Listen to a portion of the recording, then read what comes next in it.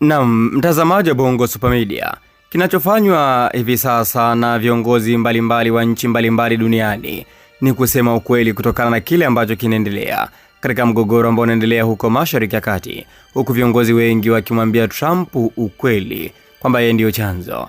Nilikuwekea maneno ya rais wa Brazil akisema kwamba Trump asijifanye yeye ndio mmiliki wa dunia. Akamwambia maneno mengi kweli kweli kwamba Trump amekuwa anataka kila kitu katika uso huu wa dunia. Amekuwa nani? Rais wa Brazil alizungumza maneno hayo kwa uchungu kweli kweli.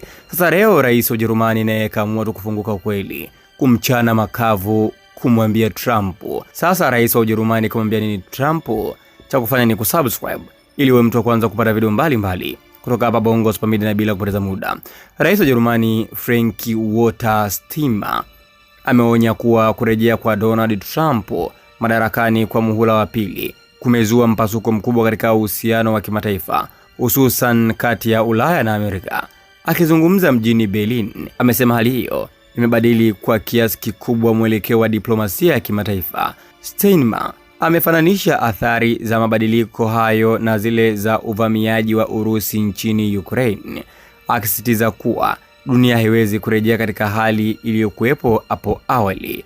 Kutokana na mabadiliko hayo, amesema Ujerumani inalazimika kupunguza utegemezi wake kwa Marekani, hasa katika sekta nyeti kama ulinzi na teknolojia, na kuongeza kuwa hatua hiyo inafanana na juhudi zilizofanywa awali za kujinasua kutoka kwa tegemezi mkubwa wa Urusi, akisitiza umuhimu wa kujitegemea kimkakati. Hata hivyo, amehimiza Ulaya kuona changamoto hiyo kama fursa ya kujijenga upya na kuwa kitovu cha teknolojia duniani, ikinufaika na rasilimali watu, masoko imara na misingi thabiti ya maadili.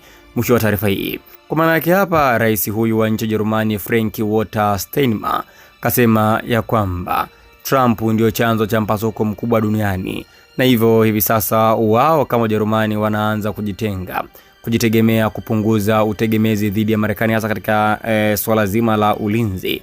Na amekuwa ni kama Trump analeta mpasuko sana katika uso wa dunia, na kurudi kwake mara pili kumekuwa ni balaa kweli kweli. Kumbe bora asingerudi kwa mara pili kama rais wa Marekani.